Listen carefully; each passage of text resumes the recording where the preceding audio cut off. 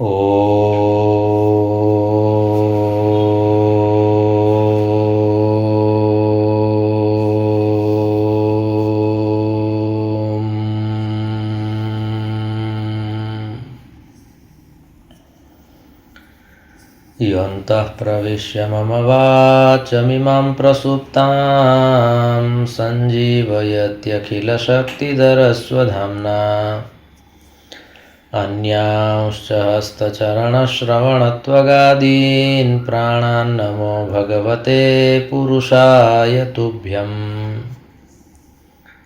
अनन्याश्चिन्तयन्तो मां ये जनाः पर्युपासते तेषां नित्याभियुक्तानां योगक्षेमं वहाम्यहम्। सदाशिवसमारम्भां शङ्कराचार्यमध्यमाम् अस्मदाचार्यपर्यन्तां वन्दे गुरुपरम्पराम्। गुरुर्ब्रह्मा गुरुर्विष्णुः गुरुर्देवो महेश्वरः गुरुः साक्षात् परं ब्रह्म तस्मै श्री गुरवे नमः। ओम शांतिः शांतिः शांतिः। परमश्रद्धेयाः परमपूज्याः अनवरतस्मरणीयाः यतस्य प्रभासतीर्थस्य अधिष्ठातारः प्रथमज्योतिर्लिङ्गाः भगवन्तः श्री सोमनाथचरणाः भगवन्तः पुराणपुरुषोत्तमाः भगवन्तः रसराजप्रभवः अस्माकं सद्गुरवः पूज्याः गुरवः तथा च शास्त्रप्रणयिनः विद्याव्यासङ्गिनः श्रवणभक्तिनिष्ठाः संस्कृतभाषानुरागिणः सद्ग्रन्थं सेवमानाः भवन्तः सर्वेऽपि सज्जनाः स्वजनाश्च। भगवतः पुराणपुरुषोत्तमस्य कृपाप्रसादेन विभोर्वात्सल्येन अद्य पुनरेकवारम् अस्माभिः श्रावणमासे कृष्णपक्षे चतुर्थ्यां बुधवासरे एतदनुसारम् ऑगस्ट मासस्य त्रयोदश दिनाङ्के पञ्चविंशति-उत्तर-द्विसहस्रतमे वर्षे विद्याव्यासङ्गं कर्तुं शास्त्रचर्चां कर्तुं भगवत्पादानां वाणीं गातुं श्रोतुं च अवसरः सम्प्राप्तः।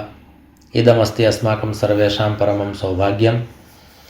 अत्रावसरे भवत्सु विराजमानं परमात्मानं नत्वा भवतां सर्वेषां स्वागतं च कृत्वा पुनरेकवारं मङ्गलाचरणपूर्वकं सत्रमिदं मङ्गलं कुर्मः। सर्ववेदान्तसिद्धान्तगोचरं तमगोचरं गोविन्दं परमानन्दं सद्गुरुं प्रणतोऽस्म्यहम्। भगवत्पादाः अत्र अहं पदार्थस्य निरूपणं कुर्वन्ति, अहं पदार्थं निरूपयन्ति। अस्मिन् अवसरे अस्माभिः यत् तत्त्वं ज्ञेयमस्ति तस्य तत्त्वस्य इदानीं चर्चा जायमाना वर्तते। अहङ्कारविमूढात्मा कर्ताहमिति मन्यते इति एकः अहङ्कारः भिन्नः, एवं च अहं ब्रह्मास्मि इत्यत्र अहं भावः भिन्नः।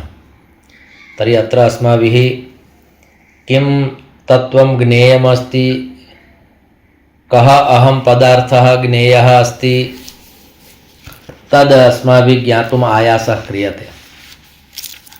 तदर्थं भगवत्पादाः स्वशिष्यैः सह ज्ञानचर्चां कुर्वन्ति।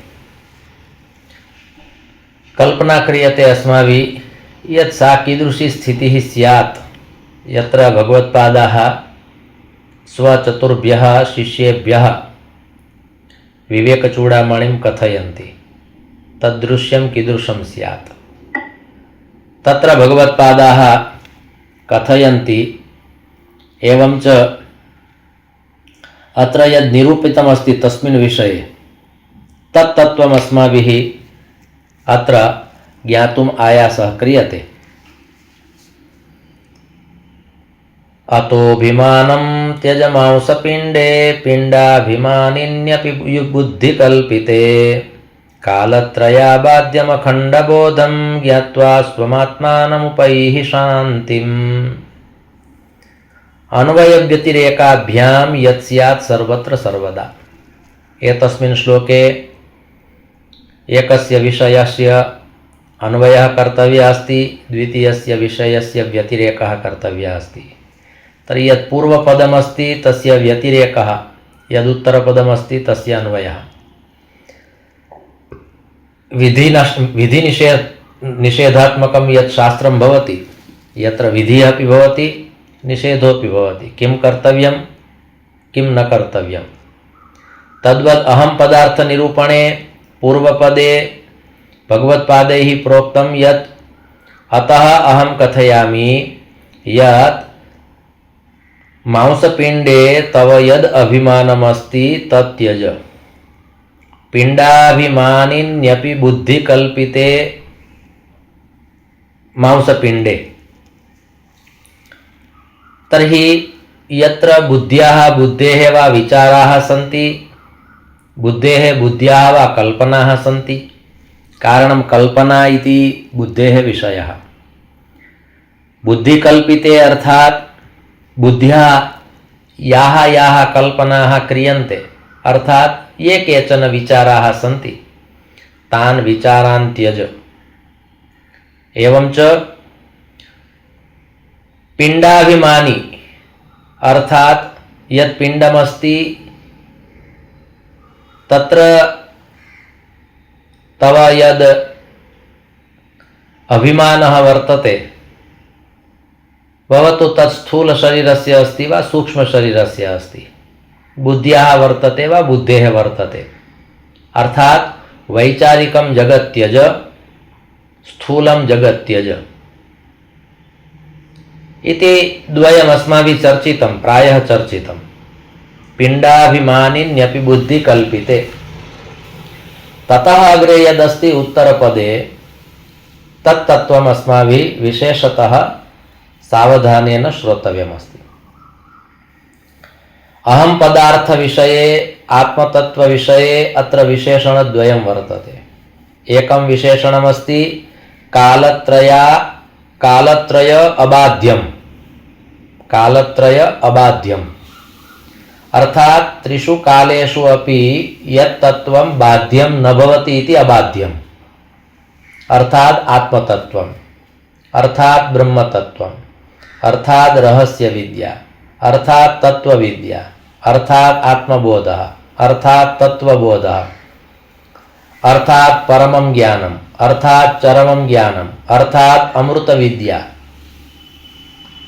यत्किमपि वक्तुं शक्यते। एतत् सर्वमपि तत्र सन्निहितं भवति। कारणं ब्रह्मविद्या, तत्त्वविद्या, आत्मविद्या, रहस्यविद्या, परं ज्ञानम्, अमृतविद्या, एतत् सर्वमपि कालत्रय अबाध्यम्, अर्थात् त्रयाणां कालानां प्रभावः एतस्मिन् न पतति। यः कोऽपि कालः भवति। त्रेतायुगे वसिष्ठमुनिः वा वसिष्ठऋषिः रामचन्द्रमुद्दिश्य यत् पाठयति तदेव द्वापरयुगे सान्दीपनिमुनिः श्रीकृष्णमुद्दिश्य पाठयति। तदेव सैव विद्या। तत्र एका परा विद्या अस्ति, एका अपरा विद्या अस्ति, सत्यं। किन्तु विद्याशब्देन, ज्ञानशब्देन यद्ग्राह्यं तत्त्वमस्ति तत्तु इदमेव अस्ति, यद् आत्मविद्या, आत्मज्ञानं। भवतु केवलं विद्याशब्दस्यैव उच्चारणं भवति, किन्तु तत्र आत्मविद्या एतदेव अवगन्तव्यं। भवतु केवलं ज्ञानशब्दस्यैव उच्चारणं भवति, किन्तु आत्मज्ञानम् इत्येव स्वीकर्तव्यं भवति। एवं च द्वितीयं विशेषणं प्रदत्तमस्ति अखण्डबोधम्। भगवत्पादानां ये शिष्याः सन्ति तेषु शिष्येषु कदाचित् एतादृशः प्रश्नः समुत्थितः स्यात्, यत् शरीरं तु त्याज्यं, किन्तु एतस्मिन् शरीरे यः जीवः अस्ति, एवं च तस्मिन् जीवे यद् ज्ञानमस्ति तदपि त्याज्यं। तर्हि तदर्थम् एकः शब्दः प्रयुक्तः वर्तते शास्त्रे, चित्प्रतिबिम्बम्।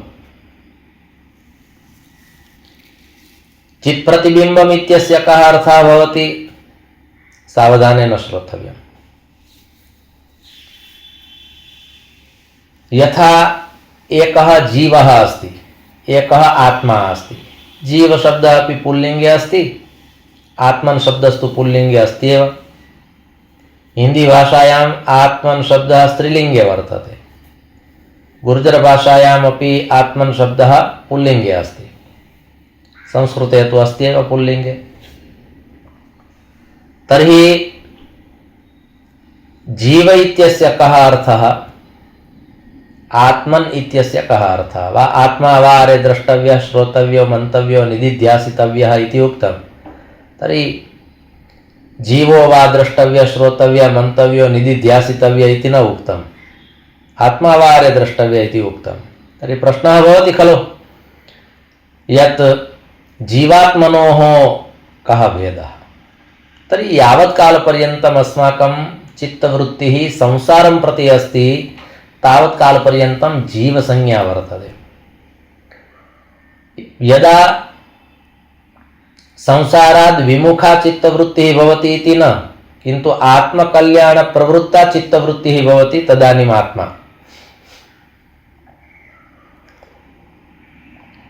सत्यं वद इति वक्तव्यं भवति, असत्यं मा वद इति न वक्तव्यं भवति।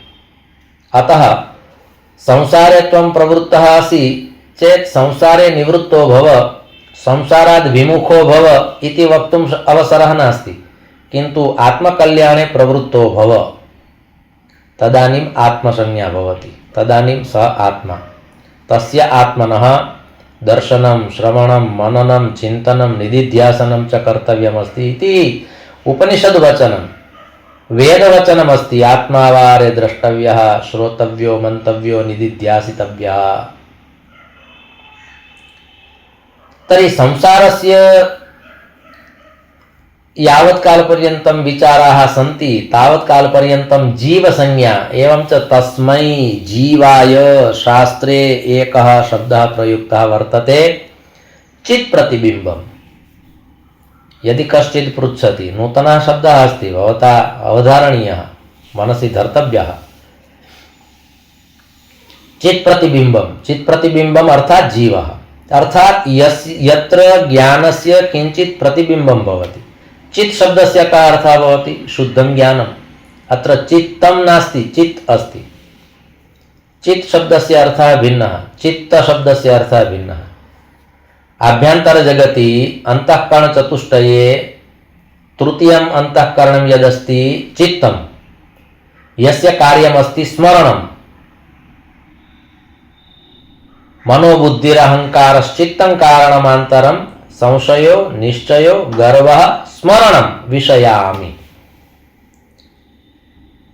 तर्हि केवलं ज्ञानस्य यत्र प्रतिबिम्बं भवति, पूर्णं ज्ञानं न भवति, प्रतिबिम्बं स्वादः एव केवलं ज्ञानस्य, पूर्णं भोजनं न, अपि तु लघ्वाहारः, अल्पाहारः, ज्ञानस्य अल्पाहारः।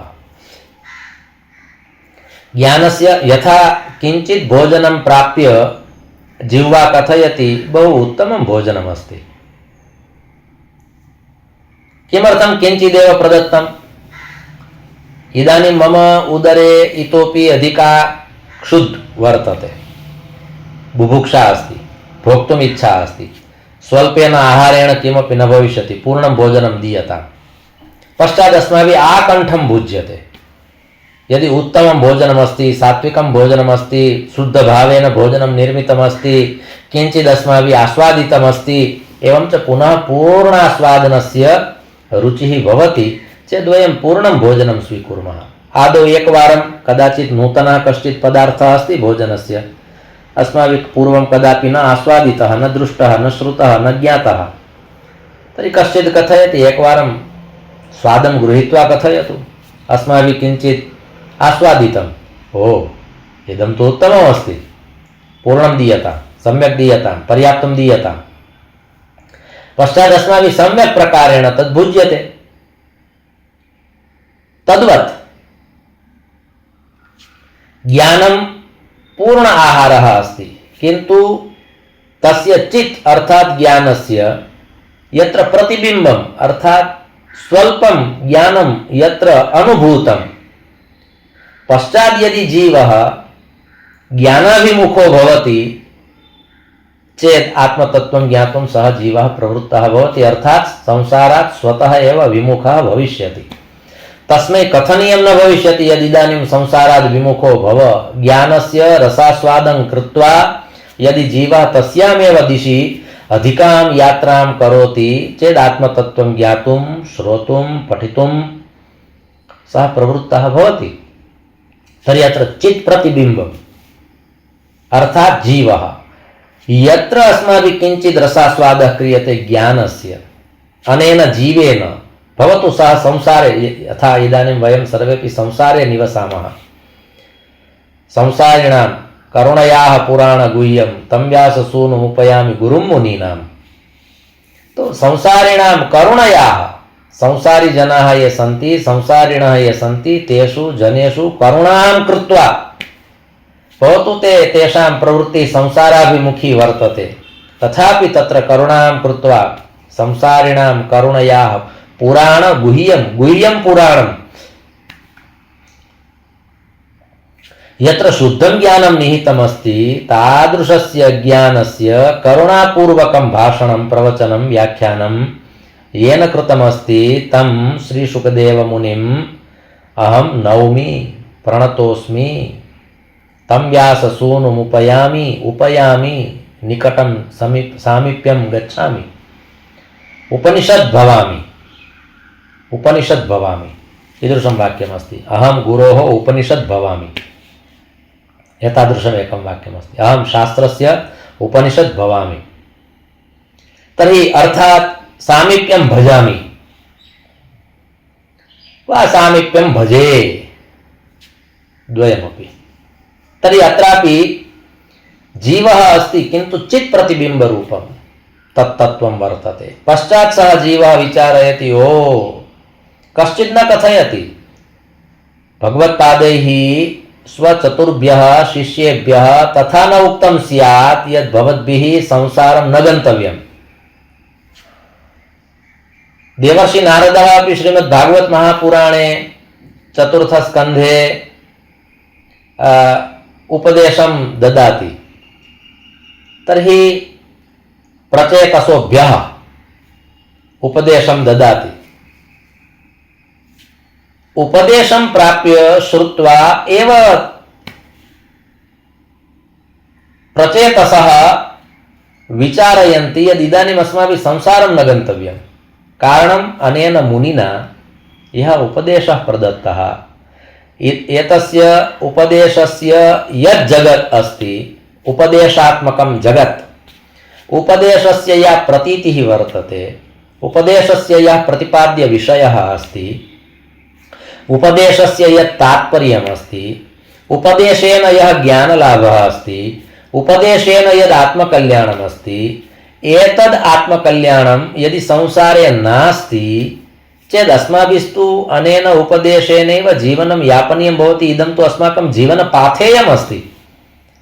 इदानीं तु अत्रैव कालः यापनीयः, अत्रैव अस्माकं मङ्गलं कल्याणं च वर्तते। किमर्थम् अस्माभिः तत्र गन्तव्यम् इति धिया देवर्षि नारदेन तथा न उक्तं यत् संसारं न गन्तव्यम्, किन्तु ज्ञानमेव तादृशं प्रदत्तं यद् ज्ञानं प्राप्य यद् ज्ञानं श्रुत्वा ते स्वयमेव निर्णयं चक्रुः यद् इदानीम् अस्माभिः संसारप्रवेशः न कर्तव्यः वर्तते।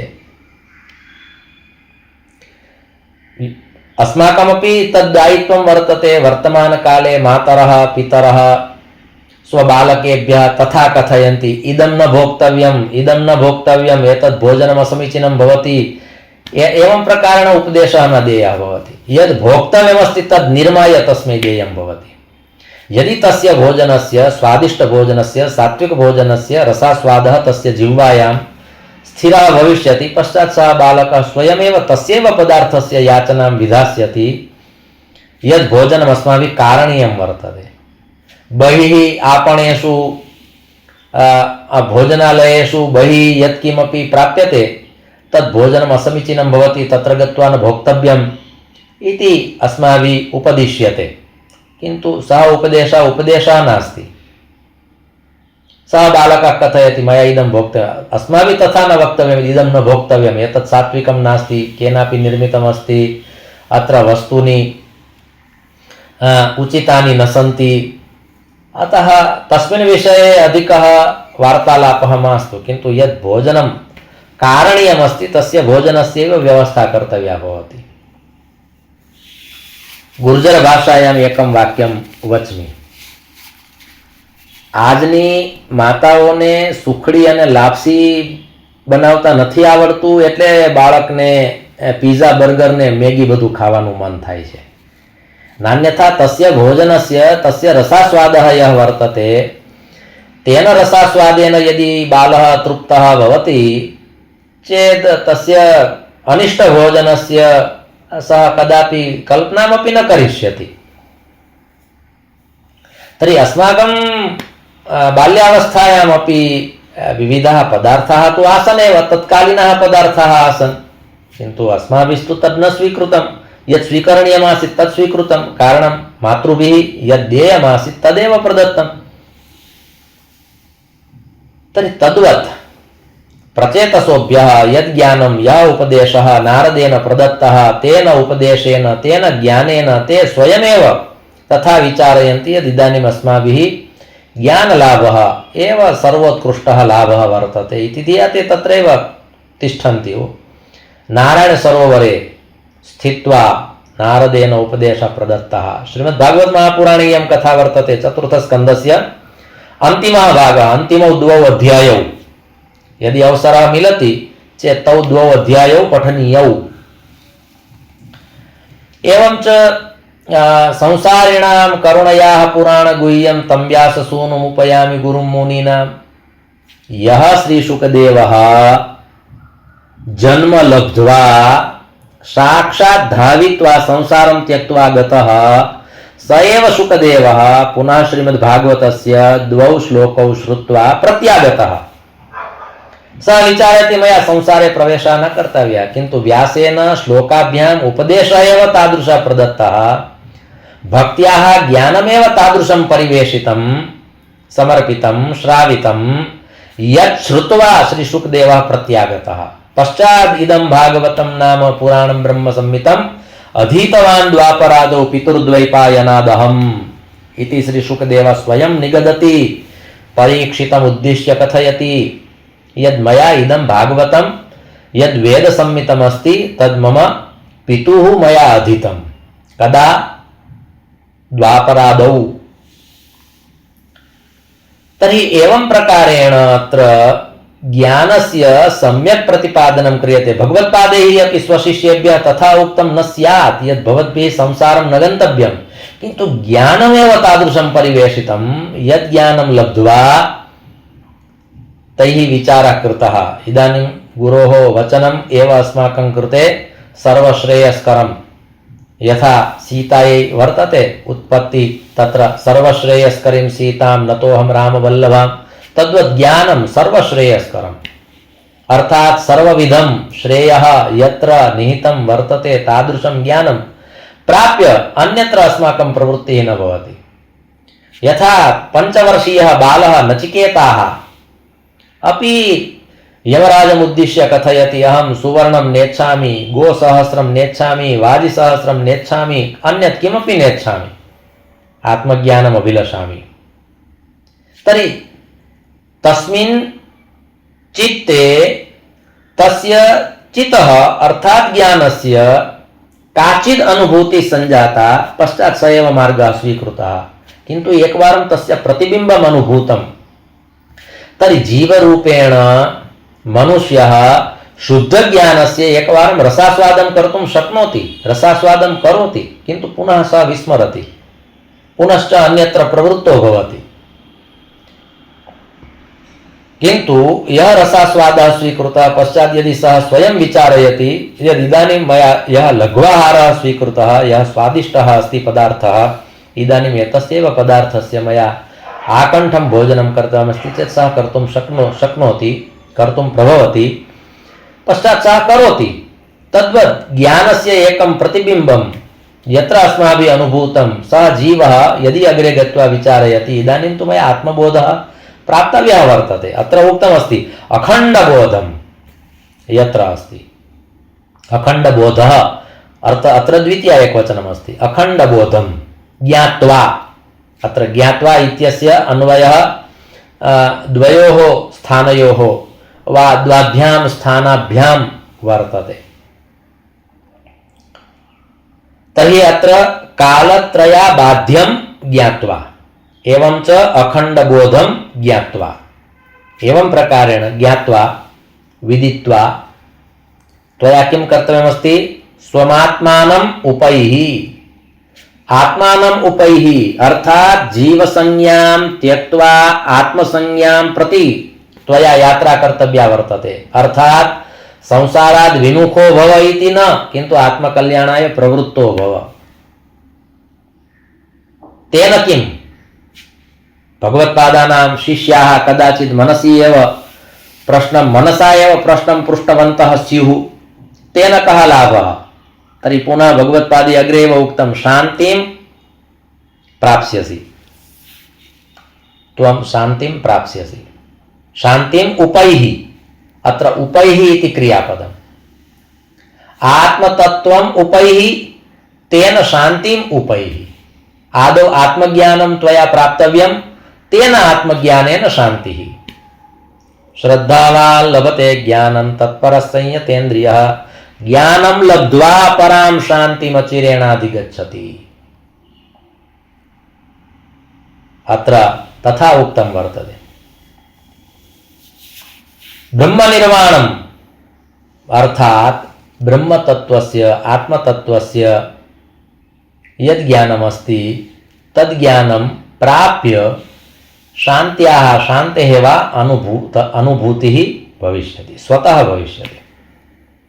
अतः अत्र उत्तरपदे उक्तं कालत्रयाबाध्यम् अबाध्यम्, अर्थात् तद् ज्ञानं तादृशमस्ति, सः अहं पदार्थः तादृशः अस्ति यः त्रिकालाबाधितः वर्तते। एवं च अखण्डबोधं ज्ञात्वा, अखण्डबोधं यत् चिरन्तनं ज्ञानमस्ति, सत्युगे यस्य ज्ञानस्य, यस्य शुद्धज्ञानस्य, यस्याः आत्मविद्यायाः चर्चा सञ्जाता वर्तते, तस्याः एव आत्मविद्यायाः चर्चा त्रेतायुगे अपि सञ्जाता वर्तते। तस्याः एव आत्मविद्यायाः ब्रह्मविद्यायाः चर्चा द्वापरयुगे अपि सञ्जाता वर्तते। एवं च शास्त्रेषु सा एव आत्मविद्या ब्रह्मविद्या पुनः शास्त्रेषु निरूपिता वर्तते। तानि शास्त्राणि अस्माकं हस्ते सन्ति। एवं च कलियुगे अपि तस्याः आत्मविद्यायाः ब्रह्मविद्यायाः यदि अधिग्रहणं कर्तव्यमस्ति, सा विद्या प्राप्तव्या अस्ति चेत् अवसरः वर्तते। अतः भगवत्पादे उक्तं यत् अखण्डबोधम्, इदम् आत्मज्ञानं कीदृशं वर्तते? अखण्डतैलधारया, तैलधारावत् अस्ति, इदानीमपि प्राप्यते। यदि भवन्तः विचारयन्ति न, तदर्थं तु सतयुगे जन्मग्रहणम्, एवं च त्रेतायुगे वा कश्चित् समर्थः ऋषिः मिलति, कश्यपोत्रि भरद्वाज विश्वामित्रोऽथ गौतमः जमदग्निर्वसिष्ठश्च सप्तैते ऋषयः स्मृताः, एतेषु सप्तसु ऋषिषु कश्चिदेकः ऋषिः आगत्य मां पाठयिष्यति चेदेव भविष्यति इति न। वर्तमानकालेऽपि स्थानानि सन्ति, किन्तु इदानीं ये सप्तर्षयः अस्माभिः ये सन्ति तेषां नामानि उक्तानि, किन्तु श्रीमद्भागवत महापुराणे अष्टमस्कन्धे तु तथा उक्तं वर्तते यत् एतेषाम् एव सप्तर्षीणां कलियुगे सत्ता वर्तते। इदानीं काले ये सप्तर्षयः सन्ति, कल्पान्ते कल्पान्ते युगान्ते युगान्ते मन्वन्तरान्ते मन्वन्तरान्ते सप्तर्षीणां परिवर्तनं भवति। एते एव सप्तर्षयः सर्वेषु युगेषु सर्वेषु कालेषु सर्वेषु कल्पेषु सर्वेषु मन्वन्तरेषु न भवन्ति। कलियुगे येषां सप्तर्षीणां सत्ता वर्तते, ये सप्तर्षयः सन्ति ते इमे सन्ति, कश्यपोत्री भरद्वाज विश्वामित्रोऽथ गौतमः जमदग्निर्वसिष्ठश्च सप्तैते ऋषयः स्मृताः। कारणम् अष्टमस्कन्धे मन्वन्तरलीला अस्ति। प्रत्येकस्मिन् मन्वन्तरे इन्द्रः भिन्नः भवति, देवाः भिन्नाः भवन्ति, ऋषयः भिन्नाः भवन्ति, राजानः भिन्नाः भवन्ति। तद्वत् तर्हि वर्तमानकाले एतेषां सप्तर्षीणां सत्ता वर्तते, येषाम् अस्माभिः स्मरणं कृतं। न केवलं स्मरणं कृतम्, इदमिदानीमेव श्रावणपूर्णिमायां तेषामेव सप्तर्षीणाम् अरुन्धती याज्ञवल्क्य समन्वित सप्तर्षीणां पूजनमर्चनं कृत्वा नूतन यज्ञोपवीतधारणं परिवर्तनं च कृतं। तद्ज्ञानं पुनः तैः स्मारितं। प्रत्येकस्मिन् वर्षे एकस्मिन् दिवसे ते सप्तर्षयः आगच्छन्ति। गोत्र समन्वित, गोत्रस्य ये ऋषयः सन्ति वा गोत्रस्य यः ऋषिः अस्ति प्रवर समन्वितस्य अरुन्धती याज्ञवल्क्य समन्विताः सप्तर्षयः। तर्हि आहत्य कति भवन्ति? सप्तर्षयः एवं च अरुन्धती इति अष्टमा, तदनन्तरं याज्ञवल्क्यः इति नवमः, तदनन्तरम् अस्माकं गोत्रस्य यः ऋषिः अस्ति अर्थात् गोत्रस्य यद् नाम स एव ऋषिः अर्थात् एकादशः। एवं च तत्र त्रीणि प्रवराणि सन्ति वा चत्वारि प्रवराणि सन्ति इति धिया पुनः अग्रे संख्यावृद्धिर्भवति। तर्हि श्रावणपूर्णिमायां तद्भवति। एतेषामेव ऋषीणां स्मरणपूर्वकम् अस्माभिः उपनयनं क्रियते, उपवीतं धार्यते। तर्हि किमर्थम्? उपवीतस्य प्रयोजनं केवलं शङ्कानिवारणाय नास्ति, तस्य नाम एव वर्तते उपवीतम्। उपसमीपे नयति इति उपनयनं। तर्हि कस्य सामीप्यं नयति? तर्हि ज्ञानस्य, आत्मनः, ब्रह्मणः, रहस्यविद्यायाः, ब्रह्मविद्यायाः, आत्मबोधस्य, तत्त्वबोधस्य यत् स्थानमस्ति तत् स्थानं प्रापयति। तदर्थम् इयं यात्रा वर्तते इति धिया अस्माभिः तत् क्रियते तस्मिन् दिवसे श्रावणी पूर्णिमायां। तर्हि अत्र अस्माभिः पुनः एतद् अवगन्तव्यमस्ति यत् कालत्रयाबाध्यमखण्डबोधं ज्ञात्वा, ज्ञात्वा इत्यस्य त्वान्तरूपस्य सम्बन्धभूतकृदन्तस्य तत्र सम्बन्धः वर्तते। स्वम् आत्मानम् उपैहि। अत्र कार्यमेकं कर्तव्यमस्ति किन्तु द्वयोः प्राप्तिर्भविष्यति। कार्यं किम् एकं कर्तव्यं? ज्ञानस्य उपासना कर्तव्या। तेन कयोः द्वयोः प्राप्तिर्भविष्यति? तर्हि एका प्राप्तिः भविष्यति स्वस्य। अहं मम सान्निध्यं प्राप्स्यामि। विचारयन्तु, कदापि कल्पना कृता वर्तते एतादृशी? यद् अहं मां मिलितुम् इच्छामि, अनेन भवति, अखण्ड ज्ञानेन भवति, अखण्ड बोधेन भवति, अखण्डानन्देन भवति। एवं च द्वितीयं शान्तिम् उपैहि। द्वितीयं प्रयोजनमस्ति, द्वितीय लाभः अस्ति शान्तिप्राप्तिः। तर्हि शास्त्रेषु प्रोक्तं वर्तते, एवं च महापुरुषाः कथयन्ति यद् मनुष्यस्य परमा चरमा आवश्यकता का? तर्हि शास्त्रेषु उक्तं तिस्रः आवश्यकताः सन्ति। एका आवश्यकता वर्तते आनन्दः, आनन्दप्राप्तिः। द्वितीया आवश्यकता अस्ति शान्तिप्राप्तिः। एवं च तृतीया आवश्यकता वर्तते प्रणयप्राप्तिः, प्रेमप्राप्तिः। यः कोऽपि जीवः भवति सः आनन्दम् अभिलषति, शान्तिम् अभिलषति, प्रेम अभिलषति। मूलतः शब्दः वर्तते प्रेमन्। प्रेम, प्रेमणि, प्रेमाणि एवं प्रकारेण रूपाणि भवन्ति। तर्हि न केवलं मनुष्यः अपि तु अन्ये सर्वेपि जीवाः, यावन्तः जीवाः सन्ति ते सर्वेपि जीवाः एतासां तिसॄणां प्राप्त्यै एव प्रयत्नशीलाः भवन्ति। भवन्तः विचारयन्तु, भूतले मनुष्ययोन्याम् एव यदि अस्माभिः विचारः क्रियते चेदपि ज्ञातुं शक्यते यत् मूर्खातिमूर्खः मनुष्यः भविष्यति, सः मूर्खः अपि आनन्दम् एव अभिलषति। आनन्दप्राप्तिः एव कर्तव्या अस्ति इति तस्य अभिलाषा भवति। सः मूर्खातिमूर्खः जनः अपि प्रेम अभिलषति।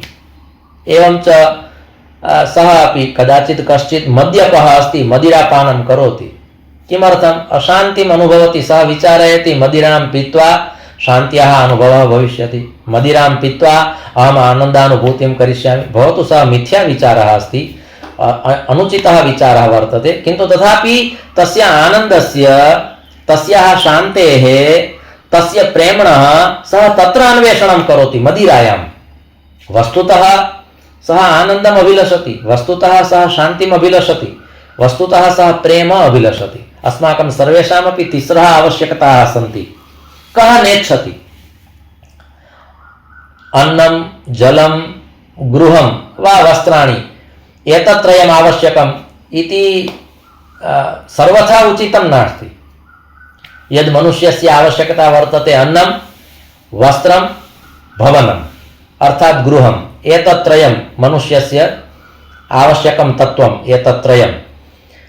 किन्तु तथा नास्ति। शास्त्रेषु उक्तं वर्तते यस्य पार्श्वे अन्नं नास्ति, यस्य पार्श्वे वस्त्रं नास्ति, यस्य पार्श्वे गृहं भवनं नास्ति, किन्तु तथापि सः आनन्दम् अभिलषति, शान्तिं प्राप्तुम् इच्छति, एवं च प्रेम प्राप्तुम् इच्छति। तर्हि अत्र केवलं शान्तिम् उपैः इति शान्तिशब्देन अस्माभिः द्वयोः अपि ग्रहणं कर्तव्यं भवति, अर्थात् प्रेमानन्दयोः ग्रहणं कर्तव्यं। प्रेमानन्दयोः, प्रेम्णः आनन्दः, प्रेम एव आनन्दः, एवम् आनन्दस्य प्रेम अर्थात् आनन्दे प्रेमः, प्रेम एवं च शान्तिः इति कृत्वा शास्त्रेषु यदा यदा अस्माभिः मन्त्रोच्चारः क्रियते तदा तदा अन्ते शान्तिः शान्तिः शान्तिः इति उच्यते। अद्य तु एकः नूतनः विचारः आगच्छति, भवतां पुरस्तात् प्रथमवारं स्थापयामि। प्रतिवारं वयं शान्तिः शान्तिः शान्तिः इति वारत्रयं वदामः, किन्तु कदाचित् अस्माभिः प्रेम प्रेम प्रेम एतदपि वारत्रयं वक्तव्यं भवति। आनन्दः आनन्दः आनन्दः इति वारत्रयं वक्तव्यं भवति।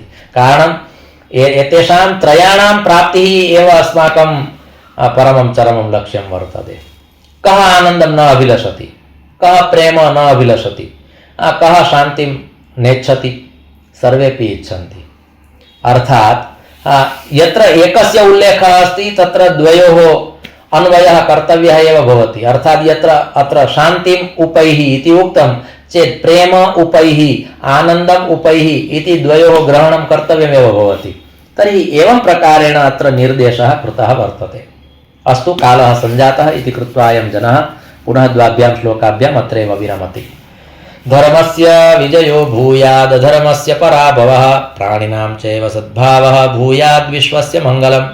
सर्वे भवन्तु सुखिनः, सर्वे सन्तु निरामयाः, सर्वे भद्राणि पश्यन्तु, मा कश्चित् दुःखभाग् भवेत्।